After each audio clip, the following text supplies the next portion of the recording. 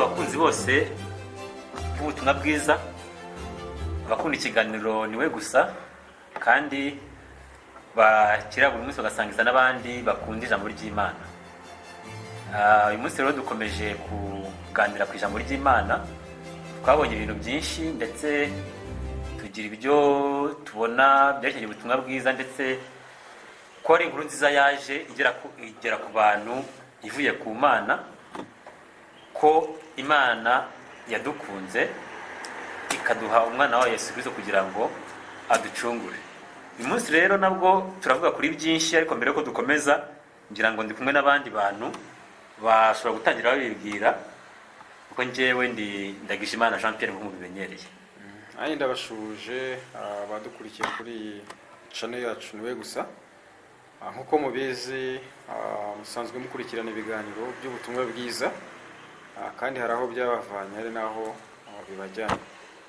Rero turishimye mwaka kanya ku bana namwe. Rero amazina yanjye akaba ari Tadeyo Ikimana Shaka.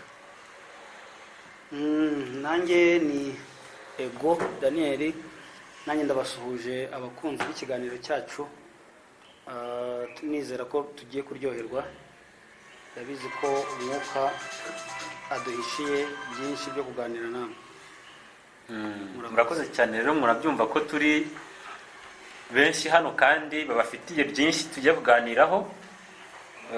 Kugira ngo mwumve icyo turi kuganira uyu munsi, ngiye gutangira nsoma icyanditswe kimwe giherereye mu rwandiko rwa mbere rwa Yohana, igice ni icya 4,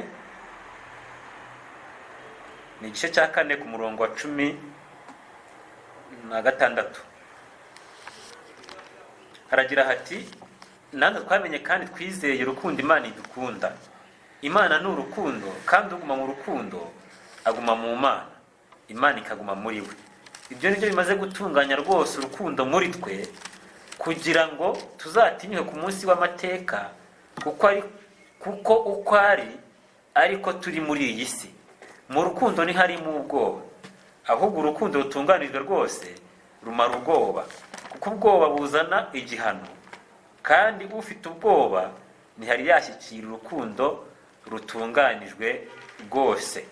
Turayikunda kuko ariyo yabanje kudukunda." Ngira ngo iki cyanditswe umuntu wese wacyumva yahita atekereza ikintu tugiye kuvugaho uyu munsi. Uyu munsi tugiye kuvuga ku kintu kijyanye n'urukundo rw'Imana. Yego. Urukundo rw'Imana, tugiye kuvuga ku rukundo rw'Imana. Ntekereza ko rutarabyamo cyane bitandukanye n'urukundo rw'abantu. Rero ni ikaze kuri mwebwe, mwatangira mumubwira abantu ku bijyanye n'urukundo rw'Imana, kandi mukisanzura kuko abantu bafite inyota yo kumva icyo ikiza kubaturuka. Urakoze cyane. Urukundo rw'Imana ubundi twabanza tukareba urukundo rw'abantu n'urukundo rw'Imana.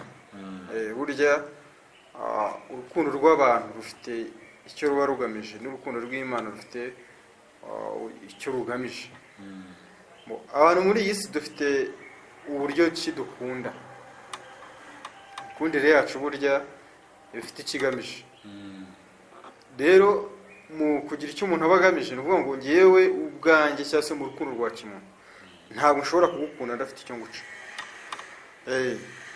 Urabona, kugira ngo ufate umwanzuro ugaturiya n'inshuti yanjye, cyane cyane wenda tuvuge nko ku musore n'umukobwa. Burya bakundana kubera ko nyine hari icyo umusore yamaze gushima ku mukobwa, umukobwa nawe hari icyo yamaze gushima ku musore. No mu buzima bw'isi, urukundo rw'isi, intego y'urukundo rw'isi ni ukuvuga ngo hari icyo baba bagamije ubundi gifatika, kandi uvuga ngo umuntu wese afite icyo akurikiye kandi cyiza kimuhereza inyungu. Rero urukundo rw'Imana rwo ntabwo ari uko rumeze. Uvuga ngo Imana ihereza urukundo ababi. Urumva, ababi nta n'icyiza bishaka umuntu, nta n'ikibi ikeneye. Rero ni ukuvuga ngo urukundo rw'Imana ntirujya ku bantu beza nk'uko ab'isi bakunda beza, cyangwa se bakunda bafite icyo bagamije. Ahubwo urukundo rw'Imana rwo ni ngo rugamije kuvana umuntu habi rumujyana heza. Urumva ngo ni ukuvana umuntu ahabi rukamujyana rukamujyana heza, kandi ibyo bikabaho nta kindi Imana igukeneyeho. Rero urwo ni rwo rukundo rw'Imana. Nk'uko usomye hano muri iki gice cya Yohana wa mbere nyine ibice 4 uhereye mu murongo, ngo natwe twamenye kandi twizeye urukundo rw'Imana idukunda. Ngo ubu ni Imana niyo idukunda, si natwe burya dukunda Imana, ahubwo niyo idukunda. Kubera nadukunze rero niyo mpamvu yatwohereje Kristo kugira ngo aze kutuvana muri bwa bubi, adupfire, atuvane muri wa mwijima, hanyuma atujyane mu bugingo buhoraho. Urumva rero urwo rukundo mu by'ukuri ni urukundo rufite intego ku Mana, kandi iyo ntego niyo gukura umuntu ahabi imujyana heza. Rero urwo rukundo rw'Imana ntirugereranywa n'urw'ab'isi, kubera ko urwacu rw'isi ni nyine dufite intego, tuba dufite icyo tugamije. Ntabwo uko turi ahangaha cyangwa se n'abadukurikiranye, ndakubwiza ukuri ko nta muntu ushobora gukunda ikintu udafite icyo umugamije. Ntibishoboka rwose. Rero ngo buri wese akunda afite intego, buri wese akunda ikintu runaka kubera ko hari impamvu yishaka. Rero urwo ni rwo rukundo rw'Imana, nuko iyo idukunda nta kiduciye, kandi none ikadukundira iki? Ikadukundira ububi bwacu. Takoze Tadeyo. Yewe icyo ntekereza, ntabwo ndi bukurikize rino jambo gusa wasomye kuko hari n'ibyanditswe byinshi, ariko ndabanza mvuga icyo ntekereza ku rukundo rwabo rw'abantu rw'Imana. Hanyuma icyo ntekereza ku rukundo,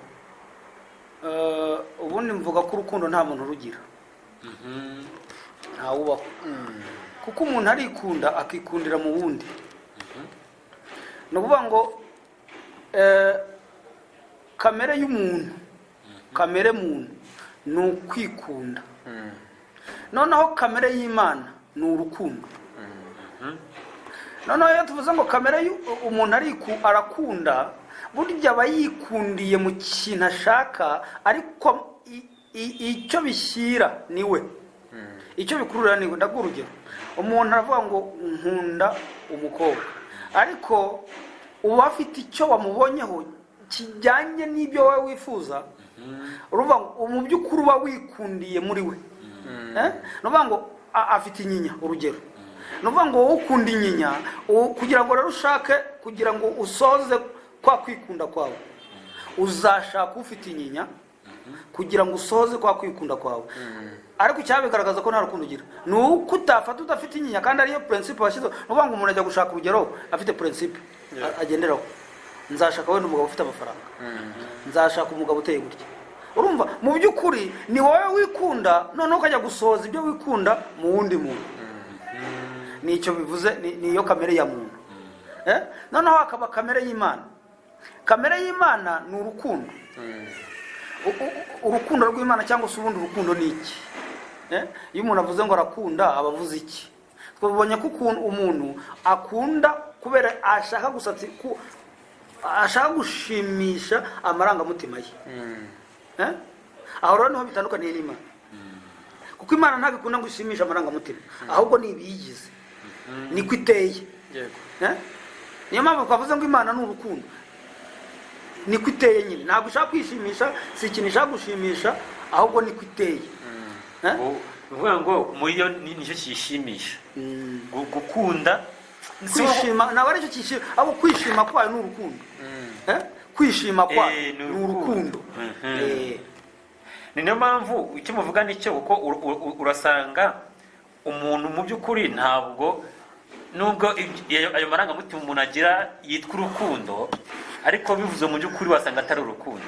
Kuko urwo rukundo hari akandi kantu kaba kari buvemo k'akanyungu. Ariko noneho kumanaho urukundo rw'Imana siko bimeze. Kuko dukurikije ibintu twabonye mbere kera kose, twabonye ko umuntu yagomye. Umuntu yaragomye, ariko noneho amaze kugoma, Imana bari ijya kumwishakira. Ubundi aho niho hagaragarira urukundo. Uyu muntu wari uri mu kaga niwe wagakwiye guhamagara Imana, akayibwira ati rero ni wowe ufite ubushobozi, ngwino unkize. ariko noneho ibyo ntabwo imana ari byo yarindiriye ko biba, ahubwo yo yahise kubera urukundo yahise ijya kumushaka ataragira ute, atarayihamagara. noneho ngo imana kwa kundi abantu bari babi nyine, ngira ngo n'ubundi muri biriya hano hari icyanditswe ndetse kigomba kuba kizwi na benshi, cyo muri Yohana 3:16 ngo kuko imana yakunze abari mu isi cyane. Wumve ubwo bushyite twasomye ahantu havuga ngo imana yarebye mu ijuru iri mu isi, yarebye mu isi iri mu ijuru kugira ngo ishake ko hari umuntu mwiza urimo. usanga bose barayobye, isanga bose barayobye, ariko isanze barayobye irabakunda. Wumva ngo kuko imana yakunze abari mu isi cyane, ibyo byatumye itanga umwana wayo w'ikinege ngo kugira ngo umwizera wese atarimbuka ahubwo ahabwe ubugingo buhoraho. Niwumva rwa rukundo rw'imana ngo ruje ku bantu rudakeneye akanyungu na gakeya kava muri abo bantu, ahubwo ari inyungu z'abantu. ngira ngo niho tubonera icyitwa urukundo. Ku rukundo rw'imana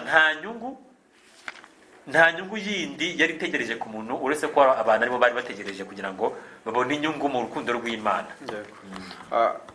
nibyo ubundi ikibazo usanga kiriho kubera ko twamenyereye ko urukundo hari icyo rugomba kubisi nyine. abantu bashaka kujya imbere y'imana n'ubundi bashaka kugira ngo bagire icyo bayihereza kugira ngo noneho ibone kubakunda, urumva. nyamara yo ubwayo yadukunze nta kintu iduciye, ariko abantu bashaka kujya imbere hari icyo bashaka kuyiha bagendeye kuri rya hame ryiza. rero mbabwire yuko ihame ry'isi n'ihame ry'ijuru biratandukanye. ni ukuvuga ngo urukundo rw'imana ni unconditional cyangwa se nta kigombero rugira, ntacyo usabwa kuri urwo rukundo, ahubwo icyo usabwa kugira ngo imana igukunde wemerwe nayo ni intege nke zawe, ni uburwayi bwawe. ni ukuvuga ngo nsomera muri Matayo 9 umurongo wa 12 n'uwa 13, hanyuma turebe neza icyo noneho Yesu yivugiye aha ngaha. Matayo 9 umurongo wa 12 n'uwa 13 turebe. Aragira hati abyumvise arababwira ati abazima si bo bifuza umuvuzi keretse abarwayi, ariko nimugende mwije uko ijambo risobanurwa ngo icyo nkunda ni imbabazi si ibitambo, sinazanye no guhamagara abakiranuka keretse abanyabyaha. ngo urumva urwo rukundo rw'imana ruri gusanga abande n'abakiranuka cyangwa n'abanyabyaha. Abanyabyaha ni ukuvuga ngo abo bakiranuka ni bamwe n'undi bafite imirimo bakora bashaka kujyana imbere yande y'Imana, imbere y'Imana, sibyo? ariko no hari kubereka avuga ati icyo nkunda ni imbabazi si ibitambo. ni uko hari ibitambo bashaka kujyana, ni ngo hari ibyo bashaka kujya kwishyura urukundo rw'Imana, ariko akababwira ati ntabwo nazanywe no guhamagara abakiranuka keretse abanyabyaha. yani magambo abarwayi, abanyantege nke, abadafite icyo bagura urukundo, abadafite icyo batanga kuri urwo rukundo, abo niyo yaje kugira gute, niwe yaje gushaka, sibyo? rero nujya imbere y'Imana ufite ibyo ujyanye, ufite ibyo witwaje, ukumva yuko urukundo rw'Imana ruri kuri wowe kubera yuko hari icyo guha Imana, aho ngaho rwose nta hantu ushobora kuzahurira n'Imana, nta hantu ushobora kuzahura n'urukundo rw'Imana. ahubwo urimo urarutera umugongo gute? ni ukuvuga ngo urimo uratera urukundo rw'Imana umugongo bitewe n'ibyo uri gushaka kujyana imbere y'Imana. rero imbere y'Imana tujyeyo turi abanyabyaha, tujyeyo ntacyo twishyingikirije, tujye imbere y'Imana nta cya cumi, nta maturo, nta mirimo myiza twakoze. tujye imbere y'Imana turi babi, nk'ukuntu twavutse turi babi. aho ngaho tugera imbere y'Imana turi babi, rwo rukundo rw'Imana bagira gute? rwo rukundo rw'Imana rwo rubona kutuzaho. icyo mvuga nari mvuze mu kanya ko ubundi nta muntu ugira urukundo. dusomye mu Bakorinto ba mbere igice cya 13 guhera ku murongo wa mbere, hari ikintu gitangaje cyerekana ko umuntu nta rukundo afite. kandi ashobora no gukora ibintu byerekana ko biri mu rukundo nyamara bitwitwa urukundo. Kuko ndashaka kubanza mbere yuko ngewe nimukira ku rukundo rw'Imana, mbere ngewe nuko nimukira ku rukundo rw'Imana, ndashaka kubanza kwerekana ko abantu bajya bavuga ngo barakunda ariko nta rukundo bagira, ahubwo bo bikunda, bakikundira mu bintu ibyo ari byo byose bashaka ko binezeza umutima wabo. Ibyo bikitwa kamere rero, ni nacyo bita kamere ubundi, ni ukwikunda. Kamere ni icyo bivuze, irikunda. Yesu yabwiye umuntu ngo yubahirije amategeko, aramubwira ati ngaho genda ugurisha ibyo utunze ubihe abakene uzunkurikire. Umuntu ngo aragenda ntiyagaruka. Aramubwira ati rero itegeko riruta, aranababwira ati dore itegeko mbahaye riruta yandi, ukunde mwene so, ukunde mugenzi wawe nk'uko ugira gute, nk'uko wikunda. Ririya jambo rifite ibintu byinshi rishatse gusobanura no kuvumbura. Kuko Imana yari izi ko umuntu yikunda atagira urukundo, yamuhaye itegeko kugira ngo rivumbure. Kuko buri munsi umufarisayo abwiwe itegeko, kubera ko itegeko rivumbura icyaha cyo kwikunda. Aba ngo mbahaye itegeko rishya rivuga ngo ukunde mugenzi wawe nk'uko wikunda. Kwa kutikunda k'umuntu, nk'uko nabivuze ko umuntu agira kwikunda gusa atagira urukundo, nuko wa muntu ahita yibonamo ko yikunda. Rya tegeko cya cyaha cyo kwikunda kiba kiragaragaye. Kigaragaye rero yaragenda ntiyagaruka. Ibyo navugaga ngo nsoma mu Bakorinto, ngo dusome mu Bakorinto ba mbere igice cya 13 umurongo wa mbere. Avuga ngo nubwo navuga indimi z'abantu n'iz'abamarayika ariko singira urukundo mba mpindutse nk'umuringa uvuga cyangwa icyuma kirenga. Kandi nubwo nagira impano yo guhanura nkamenya ibihishwe n'ubwenge bwose, kandi nubwo nagira kwizera kose nkabasha gukuraho imisozi, ariko singira urukundo ntacyo naba ndicyo. Kandi nubwo natanga ibyanjye ngo ngaburira abakene ndetse nkitanga ubwanjye ngo ntwikwe, ariko singira urukundo ntacyo byamarira. No kuvuga ngo rero urukundo, ngiye no gusoma hakurikiraho umumereka umurongo wa 4, urukundo urumva ko umuntu ashobora gukora ibikorwa ariko rutarimo urukundo kandi abyitirirwa urukundo. Biragaragara ko umuntu ashobora gukora ibikorwa byitirirwa urukundo ariko bitarimo urukundo.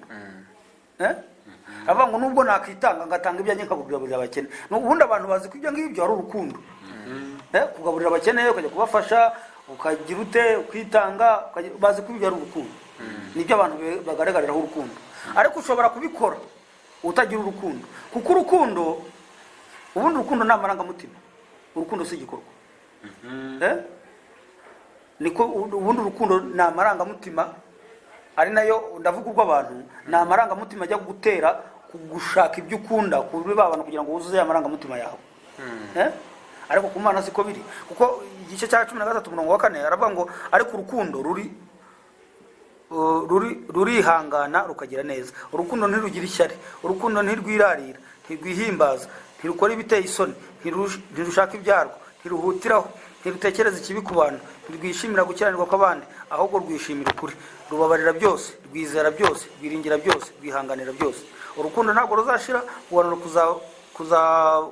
no kuvuga izindi ndimi kuzagira iherezo, ubwenge nabwo buzakurwaho, kuko tumenyaho igice kandi tugahanuraho igice, ariko ubw'igishyitse rwose kizasohora byanditswe bya bindi bidashyitse bizakurwaho. No kuvuga ko igishyitse ni kimwe n'urukundo. Noneho rero usomye uno murongo wa 4 ukamanura hepfo, birerekana ko mu muntu Bibiliya yashaka kuvumburamo ko nta rukundo rubamo, kuko urukundo ntirwirarira. Uruvuga urukundo nta cyaha rugira, ariko kandi umuntu ni umunyabyaha. Urumva rero ubwo urukundo nta cyaha rugira kandi umuntu akaba ari umunyabyaha, ntarwo agira. Agira icyitwa urukundo, ariko abantu biteye urukundo ariko nta rukundo bigira. Kugira ngo nze kujya rero naha n'abandi jambo, kugira ngo nze kujya noneho ku rukundo rw'Imana icyari cyo, uko Imana yo ikunda, nicyo nshaka kuza kugera. Kuvuga umuntu we kamere ye ni ukudakunda, nta rukundo rubamo, ahubwo ari ikunda. Nibyo uvuga, kandi no kwijambo nyine ry'Imana rivuga ko wakomeje kubishimangira nyine mu muntu bwe burya nta rukundo. Kubera ko urukundo nyine kwa muntu ni urukundo rufite intego, kandi intego nyine ijyanye n'irari ry'umuntu. Ariko urukundo rw'Imana, ubundi icyo twita urukundo, ntabwo urukundo rw'Imana ari uko Imana iduha inzu nziza, ikaduha imodoka, ikaduha umugore, mwiza, mbega ibyo muzi bikenerwa n'irari rya kimuntu, sibyo? Kuba twahabwa ibyo ngibyo ubundi ubwo ntabwo bivuze ko ari rwo rukundo rw'Imana. Abantu benshi baragenda akavuga ngo Imana n'urukundo, Imana yampaye ibi n'ibi n'ibi n'ibi, ariko asanga barabivuga mu buryo bufatika, sibyo? Nyamara mu by'ukuri ubwo babivuga mu buryo bufatika bagaragaza urukundo rw'Imana mu buryo bw'ibintu bifatika, ariko icyo ngicyo ntabwo ari cyo Imana yitayeho. Niyo ngo icyo Imana yitayeho, urukundo rwayo ishaka kuduha ni urukundo rutuvana mu muriro utazima rutujyana mu ijuru. Ni urukundo rutuvana mu mwijima rutujyana mu mucyo. ngira ngo aho ngo nkunganiye, Yego.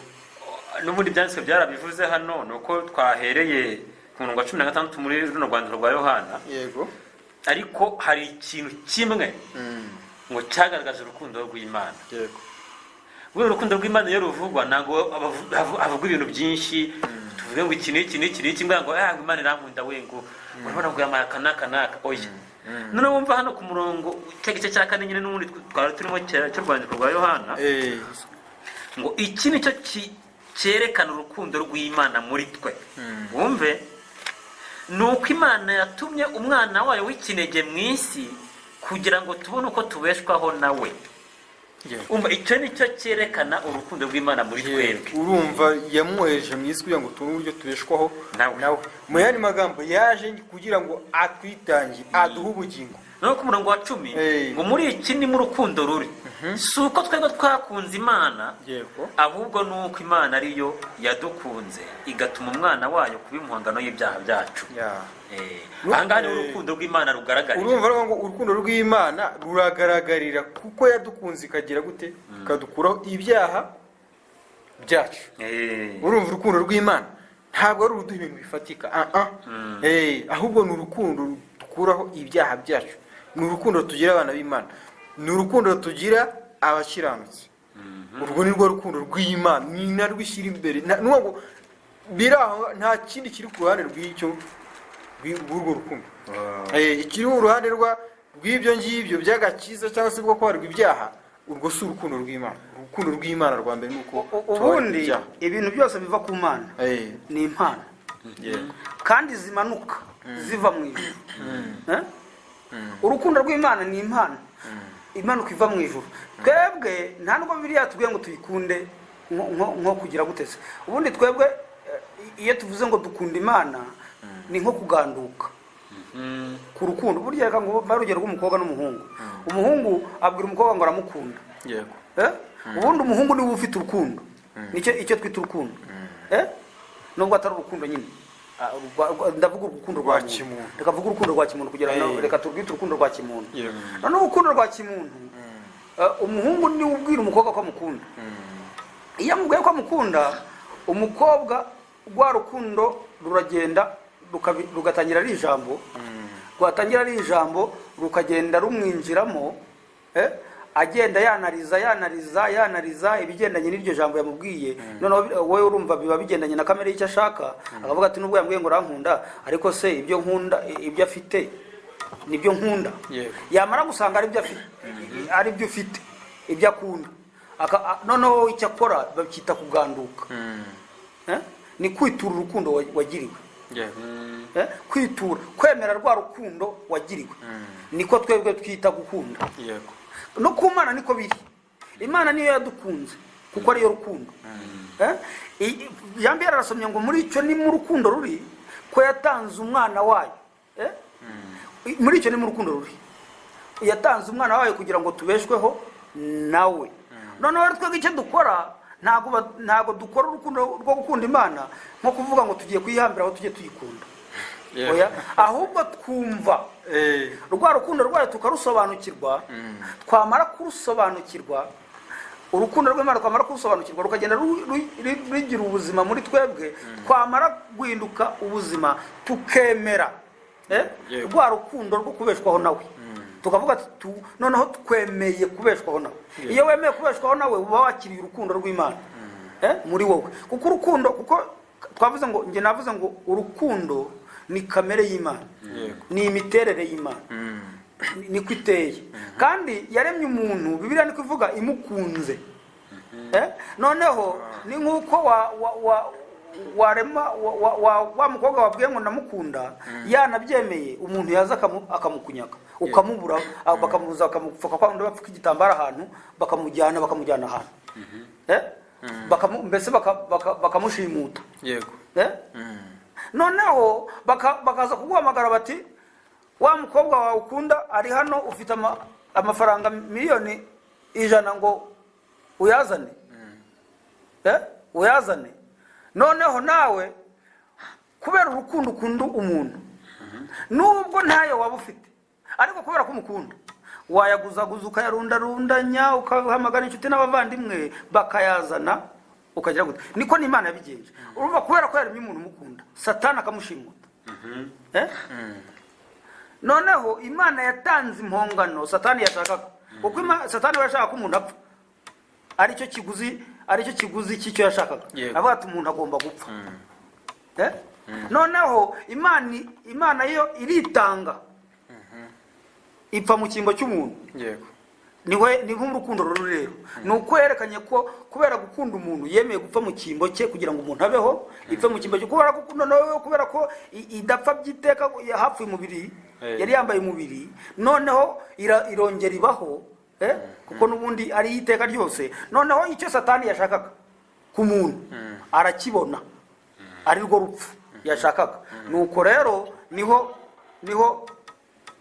niho tubyita urukundo, kuko tubeshwaho n'urwo rukundo. Kwizera urwo rukundo, kwemera urwo rukundo Imana dukunze bingana gutya, nimo urukundo ruri, niko kwitura urukundo rwacu biri. ngira ngo mw'iki cyanditswe twasomye harimo inyungu zo kumenya urukundo rw'Imana. Buriya urukundo rw'abantu kurumenya bifite icyo bimara. Yego. Ariko n'urukundo rw'Imana narwo harimo kurumenya ubwabyo gusa. Harimo inyungu nyinshi, kuko nk'uko twatanye tubisoma hamwe ngo natwe twamenye kandi twizeye urukundo Imana idukunda. Ngo Imana ni urukundo, kandi uguma mu rukundo aguma mu Mana, Imana ikaguma muri we. Noneho hano harimo ikintu kijyanye no kuzatinyuka ku munsi w'amateka, kubera ngo kumenya urukundo rw'Imana ngo ibyo ubwabyo bituma utinyuka umunsi w'amateka. Murabizi umunsi w'amateka ni umunsi abantu batinye cyane. Umuntu wese yaba agira idini wowe utayigira, yaba usenga n'udasenga, ariko hari akantu kazaga gasona mu mutima akavuga ati nipfa ko nzajya he, bizagenda bite. Umunsi w'amateka ngo ariko kumenya urukundo rw'Imana ubwabyo bituma utinyuka. Kandi impamvu hano itayumvikana ni ukubera ko nyine ubimenya urukundo rw'Imana uhita umenya ko yatanze Yesu kugira ngo wowe ntiwibesheho, ahubwo ubeshweho nawe akaguha ubugingo buhoraho. Wana uciye mu ijambo nuvuga ngo uwo ufite ubwoba, buri ijambo ryawe ngo ufite ubwoba ntaragashyikira urukundo rw'Imana. None ngo niba ufite urukundo rw'Imana ni ukuvuga ngo nta bwoba ufite.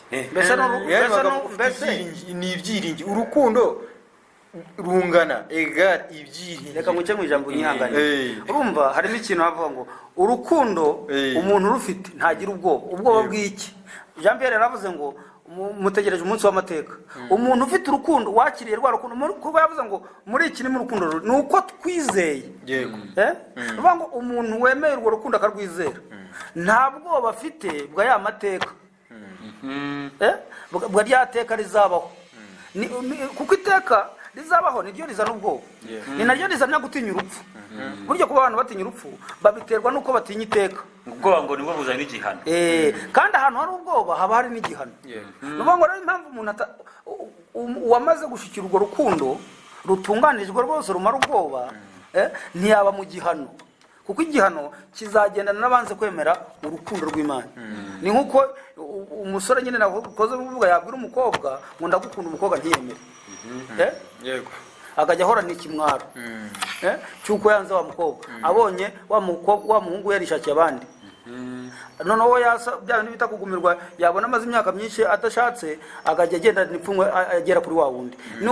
Nuko n'Imana niba yaradukunze ikatwereka urukundo rwayo ikarutubwira, hanyuma tukarwanga, Yego. ntitugwemere aho niho haza igihano, ni naho haza ubwoba. Ni nacyo gituma umuntu atinya urupfu, ni uko atinya ko nyuma y'ibyo bintu azahanwa, nyuma yo gupfa azahanwa, akumva rero yahoraho iteka ryose, yakihora yibereye mu mubiri kugira ngo atazayinjira muri cya gihano. Niyo mpamvu rero haza ubwoba bw'igihano. Nyamara umuntu washyikiriye urukundo rutunganijwe rwose, arushyikirijwe no kwizera no kwemera bya bindi Imana yamubwiye ko yamukoreye mu cyimbo cye. Ubwo Imana, urukundo rw'Imana ni uko yatanze umwana wayo kugira ngo tubeshweho nawe, akajya mu cyimbo cyacu, agapfa mu cyimbo cyacu. Bibiliya ikavuga ngo kuko Imana yakunze abari mu isi cyane, byatumye itanga umwana wayo kugira ngo umwizera atarimbuka. Urumva nta kurimbuka guhari kuko yamwizeye, yemeye rwa rukundo rw'Imana. Imana yakunze abari mu isi, itanga urukundo rwayo. Noneho uwemeye urukundo rwayo nta kurimbuka guhari, ahubwo nyamara utarwemeye amaze kurimbuka. Burya aba yanamaze no kurimbuka kuko atemeye urukundo, kuko atemeye mbese urukundo rw'Imana n'ubwihisho bw'umujinya w'Imana uzatera. Ubwo ukomeje kuri iki kintu, nibuka ko ari naho mu byanditswe bavuga ngo urukundo rutwikira ibyaha. Ni Petero wabyanditse. Reka rero dushimire abari badukurikiye, ngira ngo n'ibyanditswe birabivuga. Uwavuga iby'urukundo rw'Imana ntabwo yabirangiza. Natwe rero mu gihe tugiye kubirangiza kano kanya, ntabwo tuje kubirangiza abandi byarananiwe kubivuga ngo babirangize, ahubwo reka tubashimire kuko n'ubutatsubiza tubivugeho, kuko n'ubundi ntabwo tuzareka kuvuga urukundo rw'Imana. Abari badukurikiye tubashimire ko musangiza abandi iki kiganiro, ndetse mwakora subscribe kuri iyi channel, kuko nibwo buryo buhari bwonyine bwo kugira ngo bigere ku bantu benshi, nange mumenye ko aricyo twakoze gishyashya. Imana rero ibahe umugisha, nawe ubutaha.